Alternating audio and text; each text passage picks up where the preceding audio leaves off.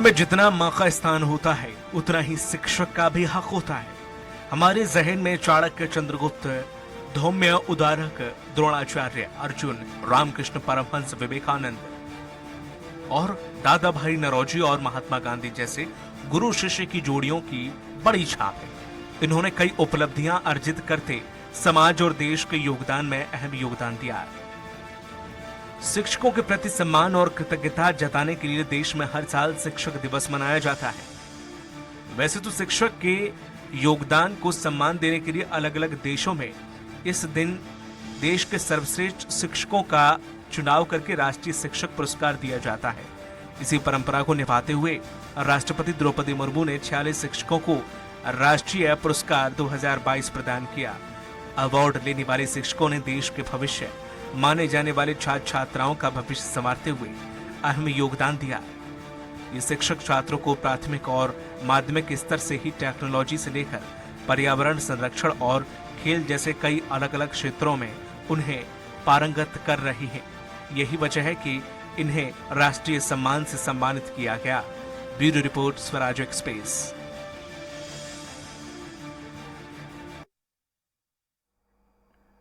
तो आपको बता दें कि राष्ट्रपति द्रौपदी मुर्मू ने आज कहा कि अगर विज्ञान, साहित्य और सामाजिक विज्ञान की पढ़ाई मातृभाषा में कराई जाए तो इन क्षेत्रों में प्रतिभाएं और निखर कर सामने आएंगी। उन्होंने 46 चुनिंदा शिक्षकों को स्कूली शिक्षा में उनके विशिष्ट योगदान के लिए राष्ट्रीय पुरस्कार जो है प्रदान किया है। 2022 से उन्हें सम्मानित किया है। शिक्षा मंत्रालय देश के उत्कृष्ट शिक्षकों को सम्मानित करने के लिए हर साल 5 सितंबर को शिक्षक दिवस पर विज्ञान भवन में एक समारोह का आयोजन करता है। इन शिक्षकों को कड़ी पारदर्शी और 3 स्तरीय ऑनलाइन चयन प्रक्रिया के जरिए चुना जाता है। तो आपको बता दें कि राष्ट्रपति द्रौपदी मुर्मू ने आज कहा कि अगर विज्ञान, साहित्य और सामाजिक विज्ञान की पढ़ाई मातृभाषा में कराई जाए तो इन क्षेत्रों में प्रतिभाएं और निखर कर सामने आएंगी। वह राष्ट्रीय शिक्षक पुरस्कार समारोह को संबोधित कर रही थी, जहां उन्होंने अपने स्कूली शिक्षकों को याद किया, जिनकी वजह से वे कॉलेज जाने वाली अपने गांव की पहली लड़की बनी थी। तो राष्ट्रपति मुर्मू ने यह भी कहा कि भारत की स्कूली शिक्षा दुनिया की सबसे बड़ी शिक्षा प्रणालियों में से एक है। उन्होंने 46 चुनिंदा शिक्षकों को स्कूली शिक्षा में उनके विशिष्ट योगदान के लिए राष्ट्रीय शिक्षक पुरस्कार 2022 से सम्मानित किया। शिक्षा मंत्रालय देश के उत्कृष्ट शिक्षकों को सम्मानित करने के लिए हर साल 5 सितंबर को शिक्षक दिवस पर विज्ञान भवन में एक समारोह का आयोजन करता है। इन शिक्षकों को कड़ी पारदर्शी और 3 स्तरीय ऑनलाइन चयन प्रक्रिया के जरिए चुना जाता है। तो हिमाचल प्रदेश, पंजाब, महाराष्ट्र, तेलंगाना के 3 शिक्षकों को पुरस्कार दिया गया। इन्हें चारों राज्यों से जिन शिक्षकों को पुरस्कार दिया गया उसमें हिमाचल प्रदेश के युद्धवीर वीरेंद्र कुमार, अमित कुमार, पंजाब से हरप्रीत सिंह, अरुण कुमार गर्ग और वंदना शाही, महाराष्ट्र से शशिकांत, सोमनाथ और कविता सांघवी और तेलंगाना से कंदला, टीएन श्रीधर, सुनीता राव शामिल हैं।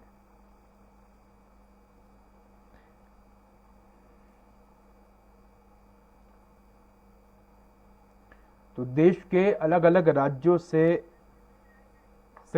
शिक्षकों को सम्मानित किया गया।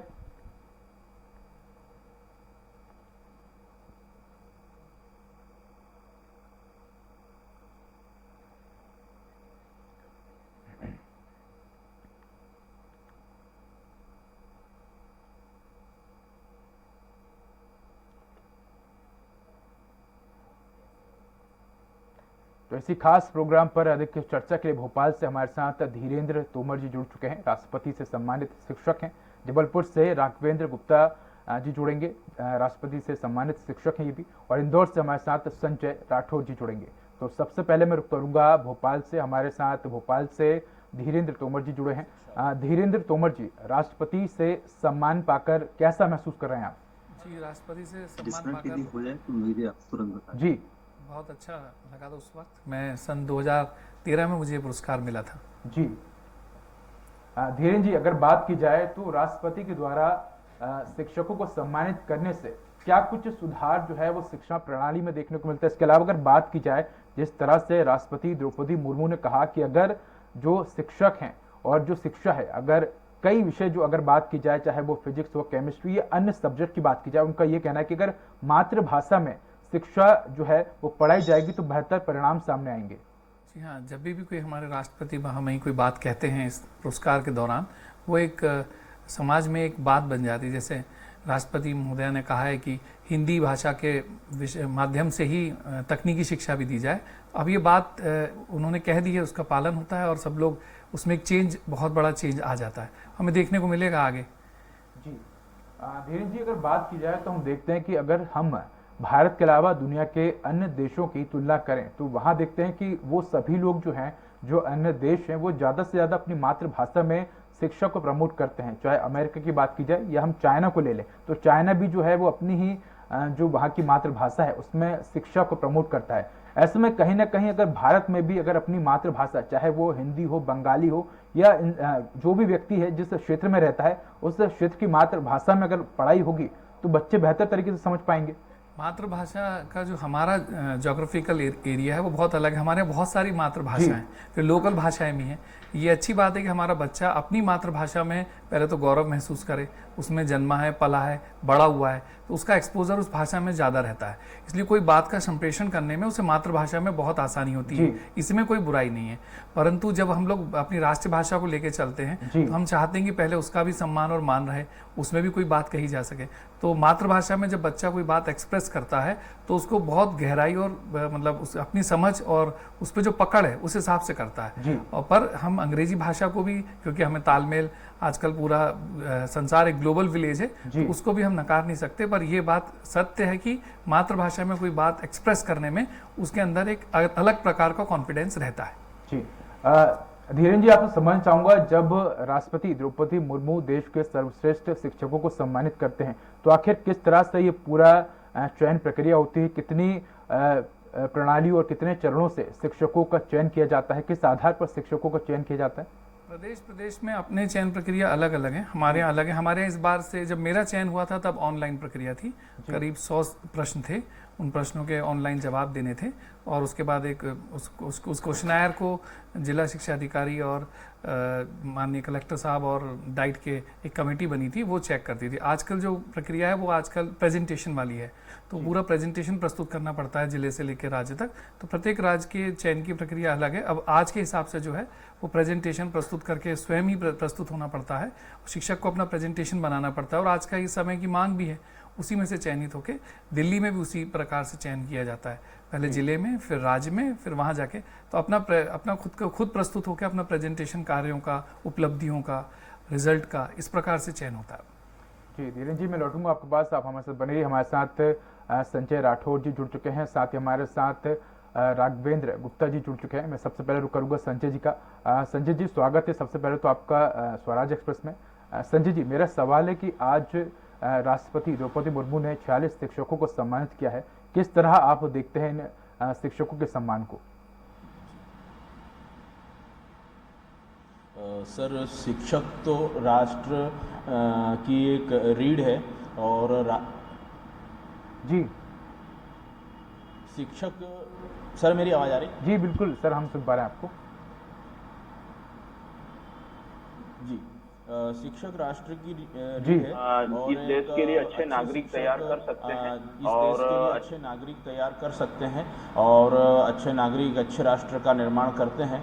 तो शिक्षक का जो योगदान है वो तो राष्ट्र निर्माण में बहुत ही उल्लेखनीय है, बहुत ही महत्वपूर्ण है, महता योगदान होता है। और उसी के तहत हम जो है ये हमारी महामहिम आदरणीय जो राष्ट्रपति महोदया है उनने जो शिक्षकों का सम्मान किया है, ये तो बहुत ही अच्छी बात है सर, बहुत ही अच्छी बात है ये सर। जी संजय जी, मैं लौटूंगा आपके पास, आप बन रही हमारे साथ जबलपुर से रविंद्र जी भी जुड़े हुए हैं। रविंद्र जी, कितना महत्वपूर्ण हो जाता है जब एक शिक्षक एक उत्कृष्ट कार्य करता है और उसको पूरे देश के सामने सम्मानित किया जाता है, जब कितना गौरवान्वित दिन होता है एक शिक्षक के लिए? शिक्षक एक बहुत गौरवान्वित होता है कि मान लीजिए एक राष्ट्रपति महोदय द्वारा उनका सम्मान किया जा रहा, जो कि देश की सर्वोच्च पद पे होते हैं, तो नेचुरली आदमी को कम से कम एक वो देश के प्रति कार्य करने के लिए एक अंदर से इतना जागरूक होकर काम करता है कि कुछ मत पूछे। और उसके अंदर से भी आत्म जागृति होती है कि भाई हमको इस सम्मान के प्रति जो मिला है हमें, उसके उसको हमको अपने जनता में, छात्रों में, हमारे समाज में सब तरह के कल्याण के विषय में कार्य करने के लिए हमको प्रेरणा देता है। जी रविंद्र जी, मैं लौटूंगा आपके पास। धीरेन जी, अगर बात की जाए तो जिस समय आप जो है एक विद्यार्थी थे, वो अगर आज के समय में बात की जाए तो कितना फर्क आप देखते हैं शिक्षा में? बहुत फ़र्क है। आज उस टाइम इतनी तकनीक नहीं थी। अब तो आप देखते हैं कि बच्चों के पास मोबाइल है। हम लोग के ज़माने में टीवी बहुत देर से आया था, और तकनीक के साथ शिक्षा जो आजकल चल रही है वो तो एक अचंभित करती है। और हर एक बच्चे को आज मोबाइल चलाना आता है। 2 साल जब कोरोना काल में थे तब बच्चों ने घर पे मोबाइल शिक्षा भी ली है। तो बच्चे तकनीकी तौर पे बहुत ही अपग्रेड हैं हमारे बच्चे। वो किसी भी वर्ग के हों, पर हमारे यहाँ बच्चे बहुत तकनीकी तौर पे सुदृढ़ हैं। तो उसके हिसाब से हमको भी अपने को अपडेट करना पड़ेगा। धीरेन जी, अगर बात की जाए तो शिक्षा के आज के समय में हम देख रहे हैं कि किसी भी देश की तरक्की में शिक्षा के महत्वपूर्ण योगदान होता है। हम ये देखते हैं कि दुनिया के जो बड़े बड़े देश हैं, जो कि विकसित देश हैं, हम वहाँ देख रहे हैं कि वहाँ एक शिक्षा का एटमॉस्फेयर अलग है। वहाँ पर ज़्यादा से ज़्यादा बच्चों को प्रैक्टिकल नॉलेज ज़्यादा दिया जाता है, रिसर्च वर्क ज़्यादा दिया जाता है। ऐसे में आज के समय की बात की जाए तो भारत में किन महत्वपूर्ण चीज़ों की ज़्यादा ज़रूरत है ताकि भारत जो है वो उन देशों के साथ खड़ा हो सके? हमारे अभी नई शिक्षा नीति में प्रेजेंटेशन प्रोजेक्ट्स पे बहुत जोर दिया जा रहा है, और हम लोग भी उसके लिए तैयार हो चुके हैं। और 2-3 साल से तो आपने देखा होगा कि आईटी का काम काफ़ी स्कूलों में चल रहा है, प्राइवेट स्कूल्स में, साथ साथ गवर्नमेंट स्कूल्स में चल रहा है। और आप देखेंगे कि अब ज़्यादा प्रोजेक्ट प्रेजेंटेशन और बनाने के लिए हम भी बच्चों को प्रेरित कर रहे हैं। पढ़ाई के साथ साथ बहुत सारी जो नई बातें हैं दूसरे देशों में भी जो चल रही हैं, और हमारे यहाँ भी हैं। हम बहुत आशान्वित हैं, और हमारे यहाँ भी हम लोग पेस में हैं उनके साथ। जी धीरेन जी, आप बने रहिए हमारे साथ। संजय जी, अगर बात की जाए तो आप पुलिस में हैं। ऐसे में जो पुलिस विभाग है एक बहुत ही डिफ़िकल्ट जॉब मानी जाती है, और हम देख रहे हैं कि आज के समय में बच्चे जो हैं वो एजुकेटेड तो हैं, लेकिन एक बेहतर उनको जॉब नहीं मिल पा रही है। ऐसे में किस तरह से बच्चों को आप गाइडेंस देंगे कि वो बेहतर जॉब चुन सकें? जी संजय जी। आज का जो समय है, जैसे सर आप कह रहे हैं कि बच्चों को बेहतर जॉब की आवश्यकता कहेंगे कि बच्चे तकनीकी शिक्षा प्राप्त जो कर रहे हैं उसके माध्यम से वो बेहतर कर रहे हैं, और उसके माध्यम से वो बेहतर जॉब हासिल कर सकते हैं। और आज की जो शिक्षा पद्धति है, अभी उसमें बदलाव भी आ रहे हैं सर, और ये बदलाव बिल्कुल निश्चित हमारे जो बच्चे हैं उनको अच्छा रोजगार उपलब्ध करवाएंगे। हमारे माननीय प्रधानमंत्री महोदय ने भी कौशल विकास वगैरह ये जो चलाया है, तो इससे भी बच्चे और अच्छे जॉब प्राप्त करेंगे। जी संजय जी, बने रहिए आप हमारे साथ। रविंद्र जी, अगर बात की जाए तो हम देख रहे हैं कि आज के समय में कंपटीशन ज़्यादा हो गया है, और जिस तरह से जनसंख्या तेज़ी से बढ़ रही है, कहीं न कहीं बच्चों को भी अपने भविष्य की चिंता सताने लगी कि उनको एक बेहतर जॉब मिल पाएगी या नहीं मिल पाएगी। ऐसे में हम ये भी देखते हैं कि कहीं ना कहीं लोगों में एक अवेयरनेस की कमी भी है, और उनको ये समझ नहीं आता कि आखिर वो किन जगहों पर ट्राई कर सकते हैं। क्योंकि दुनिया में हम देख रहे हैं कि नए नए इनोवेशन हो रहे हैं, नए नए इन्वेंशन हो रहे हैं, और नई नई तरह की जो फील्ड हैं वो हमारे समय के साथ आ रही। चाहे हमने कोरोना की बात की जाए, कोरोना में हमने देखा कि किस तरह से डिजिटल जो है माध्यम शुरू हुए, और बच्चों ने डिजिटल माध्यम के द्वारा घर पे पढ़ाई की। तो ऐसे में बच्चों को क्या कुछ नई जो फील्ड है उनमें जाना चाहिए, और किस तरह से उनको बेनिफिट मिल सकता है इसका? बराबर बच्चों को नई फील्ड, जो अभी पिछले 2 कोरोना के साल में बच्चों ने आईटी का बहुत अच्छा उपयोग किया है जी। बच्चे हमारे कंप्यूटर से, लैपटॉप से, मोबाइल से बहुत अच्छे कनेक्ट हो गए। अब मोबाइल में यूट्यूब के माध्यम से सारी जानकारियां बच्चों को बहुत सारी मिल सकती हैं। अलग अलग विषय पे, अलग अलग विषय से और अलग अलग टॉपिक से संबंधित जानकारियां वो सर्च करके बच्चे पढ़ रहे हैं।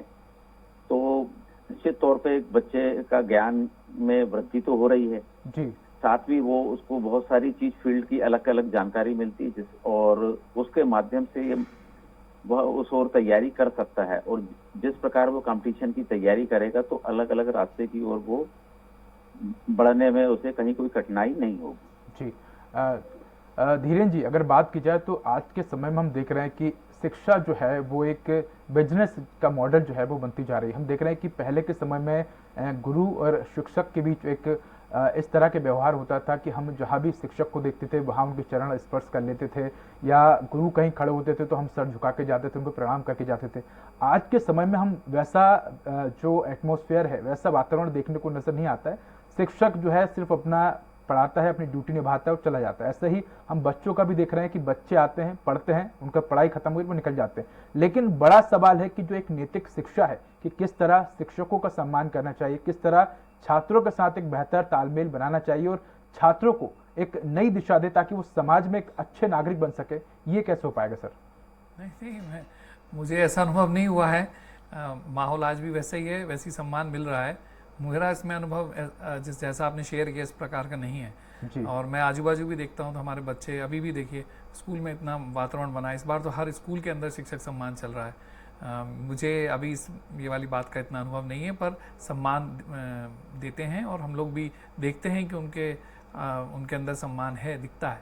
हम जो काम करते हैं उसका सम्मान तो वो देते हैं बच्चे लोग, और नए बच्चे तो ज़्यादा सम्मान दे रहे हैं। हो सकता है आपको व्यवहारिक रूप में नहीं दिख पा रहा हो इतना, पर हिरेन जी, लेकिन हम कोचिंग सेंटरों की बात करें, स्कूल का तो एक माहौल अलग होता है, लेकिन कोचिंग सेंटर की हम बात करें तो वहाँ पर हम अक्सर देखते हैं कि टीचर है, उन्होंने पढ़ाया, उन्होंने अपने फर्ज निभाया और फिर वो चले जाते हैं। ऐसे ही हम बच्चे भी देखते हैं कि वो आते हैं, कभी नहीं आते, कभी टाइम पे नहीं आते हैं। तो इस तरह की कई तरह की जो चीजें हैं वो कोचिंग सेंटरों से भी सामने आती है। कोचिंग सेंटर्स में मैं भी ज़्यादा अनुभव नहीं रहा मेरा वहाँ जाके इस प्रकार का माहौल देखने का, पर यह है कि वो वहाँ के शिक्षक और उनमें भी आपस में मैं सोचता हूँ सम्मान और परस्परता में सम्मान होता होगा, जब ही तो वो लोग आपस में पढ़ाई लिखाई की बातें करते होंगे जी, ऐसा मेरे को लगता है। जी धीरेन जी, लेकिन शिक्षा के साथ एक नैतिक शिक्षा जो है वो एक बड़ा सवाल है, क्योंकि हम ठीक है, जो स्टडी है, जो बुक्स की पढ़ाई है वो तो बच्चों को कराई जाती है, लेकिन एक जो नैतिक शिक्षा है कि आपको किस तरह से व्यवहार करना है, आप पब्लिक प्लेस में हैं, यहाँ वहाँ ना थूके,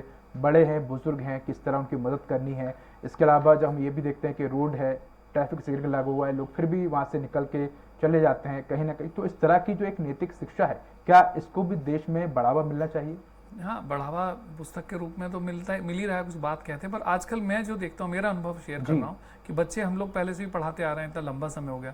आजकल के बच्चों को तो बोलना भी नहीं पड़ता है, इतने अच्छे बच्चे आते हैं आजकल सब जगह से। वो पहले से ही इतने 2-4 बात के अलावा ऐसा लगता नहीं कुछ उन्हें सिखाना चाहिए, ऐसी फीलिंग अब उनमें आ गई है। मतलब बच्चे बहुत ज़्यादा चीज़ें जानते हैं, उनको हम लोग बताएं इससे अच्छा उनमें रहती हैं पहले से ही। जी।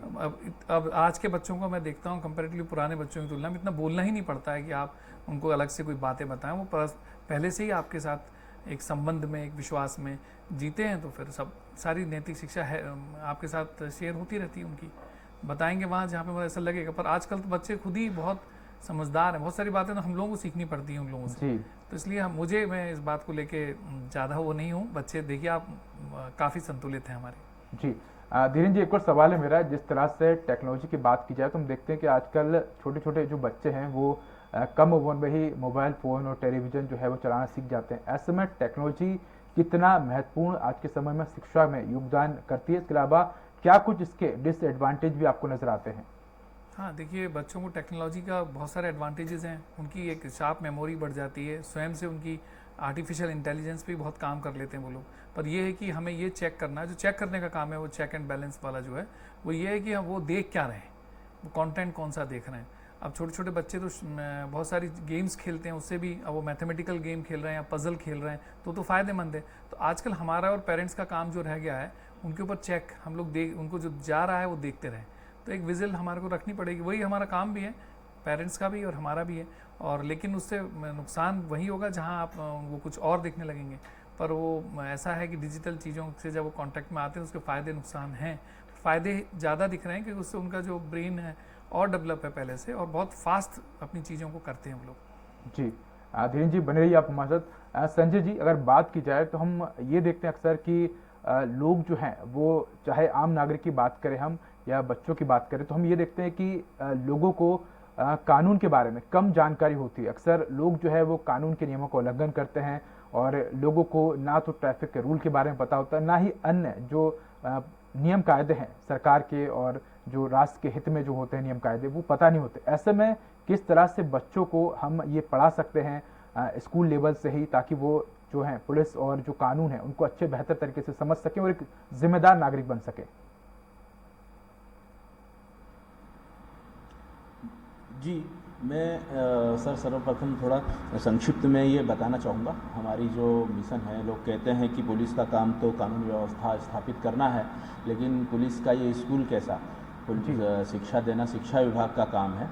लेकिन जो हमारे अधिकारियों की और यूनिसेफ और जो शासन की एक मंशा थी कि यहाँ पर कुछ जो बच्चे स्कूल नहीं जा रहे हैं और जो अपराधों की तरफ आसानी से उन्मुख हो सकते हैं, ऐसे बच्चों को पुलिस की मदद से, यूनिसेफ की मदद से 2003 में ये प्रोग्राम शुरू हुआ था। इसका नाम है संजीवनी बाल मित्र केंद्र।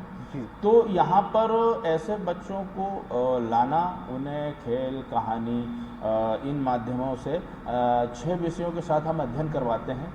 और बच्चों का चयन है, जैसे ट्रैफिक सिग्नल पे हम अक्सर देखते हैं भिक्षावृत्ति करने वाले बच्चे, अनाथ बच्चे हैं, रेप पिकर्स हैं और ऐसे बच्चे हैं जो अपराधों की तरफ आसानी से उन्मुख हो सकते हैं, जो बच्चे स्कूल छोड़ चुके हैं। ऐसे हम कई बच्चों को स्कूलों में भी हमने भर्ती करवाया है और ये मिशन हमारा इंदौर में और दूसरे ज़िलों में भी रहा कि हमारे वरिष्ठ अधिकारीगण जो है, हमारे पुलिस आयुक्त महोदय हरिनारायणचारी मिश्र सर हैं, उनके मार्गदर्शन में और भी हमारे पुलिस विभाग के सारे जो वरिष्ठ अधिकारी हैं उनके मार्गदर्शन में हम इस योजना को कंटिन्यू चला रहे हैं।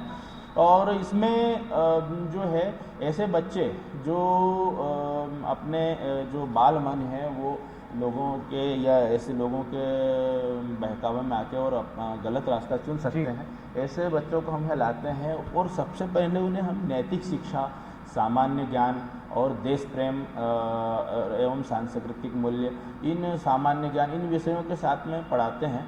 तो हमारा भी कहीं न कहीं उद्देश्य ये रहता है कि एक अच्छे नागरिक का निर्माण करना, आदर्श नागरिक तैयार करना। हमारी शिक्षा दीक्षा से वो मतलब बहुत ज़्यादा अच्छा मुकाम भले ही हासिल न करे, लेकिन अच्छा नागरिक बने, एक अच्छा नागरिक बने, एक सभ्य नागरिक बने, जो हमारे समाज में, हमारे राष्ट्र की उन्नति में सहयोग करे। और अभी तक हमने यहाँ के जो परिणाम भी हासिल हुए हैं, करीब 2000 से अधिक बच्चे यहाँ से पढ़कर गए हैं, जिनमें बहुत सारे बच्चों ने आगे एजुकेशन किया, कुछ बच्चे इंजीनियर भी बने हैं। तो सदैव ही प्रयत्न रहता है हमारा कि अच्छे बच्चे बने, अच्छे जो बच्चा हमारे संपर्क में आया वो निश्चित तौर पे अच्छा इंसान बने, उसकी सोच अच्छी हो, उसके मन को, उसको हम ऐसा मार्गदर्शित करते हैं कि वो बुराइयों से दूर रहे, उसको अच्छाई और बुराई का अंतर हम यहाँ समझाते हैं। तो अब समाज में भी ये बात चल पड़ी है कि ये पुलिस की जो ये पहल है बाल मित्र केंद्र, संजीवनी बाल मित्र केंद्र, ये निश्चित कहीं न कहीं एक अच्छे उद्देश्य की ओर अग्रसर हो रही है। और अभी जो है हमारा केंद्र अभी भी उसी गति से चल रहा है। और यहाँ पर जो ये सर क्रिस्टोफर एंथनी यूनिसेफ के हेड थे, उनने आके कहा कि भाई ये जो केंद्र है ये बहुत ही अद्भुत है कि भाई नीचे पुलिस स्टेशन चल रहा है, ऊपर केंद्र चल रहा है। ये मेरे केंद्र की बात कर रहा हूँ, लेकिन पुलिस विभाग की तरफ से काफ़ी सारे केंद्र संचालित हुए हैं, तो बच्चे लाभान्वित भी हो रहे हैं। और इस केंद्र के बारे में विगत 3-4 वर्ष पूर्व, कोरोना काल के पूर्व, अमेरिका के consulate general sir Thomas L Vajda आए थे, उनने भी पुलिस की इस पहल की काफ़ी प्रशंसा की। तो कह सकते हैं मतलब हमारा उद्देश्य यही है। और ऐसे बच्चों को राष्ट्र निर्माण में भी आगे ला रहा है जो कि आपराधिक गतिविधियों में लिप्त हैं, और ऐसे बच्चों को भी एक नई राह दिखा रहा है। संजय जी, मैं लौटूंगा आपके पास। मेरा अंतिम सवाल रविंद्र जी से। रविंद्र जी, अगर बात की जाए तो हम देखते हैं कि अलग अलग स्टेट में अलग अलग एजुकेशन बोर्ड हैं, जैसे मध्य प्रदेश में MP बोर्ड है मध्य प्रदेश का। इसके अलावा अलग अलग स्टेट में कहीं हिंदी मीडियम के बच्चे हैं, कहीं इंग्लिश मीडियम के बच्चे हैं। ऐसे में हम कभी कभी ये भी देखते हैं कि जब एक बड़े लेवल के इंट्रेंस एग्जाम होते हैं तो अक्सर हिंदी मीडियम के जो बच्चे हैं या अन्य मीडियम के जो बच्चे हैं, वो अक्सर उनके सामने एक लैंग्वेज को लेकर दिक्कत आती है। ऐसे में किस तरह से वो बच्चे तैयारी करें कि कितना भी बड़ा टफ एग्जाम हो वो आसानी से उसको निकाल सके? देखिए, कंपटीशन एग्जाम के मामले में पीएससी यूपीएससी जैसी संस्थाओं के जो भी एग्जाम होते हैं बड़े लेवल के, जी इसमें हिंदी इंग्लिश दोनों में एग्जाम होता है, परंतु कई जगह जैसे भी कोचिंग सेंटर्स होते हैं हमारे, या आईएएस की ट्रेनिंग है या मैनेजमेंट वाले, मैक्सिमम कोर्स हमारे अंग्रेजी में होते हैं। जी तो वहां पे हिंदी भाषी छात्रों को दिक्कत आती है।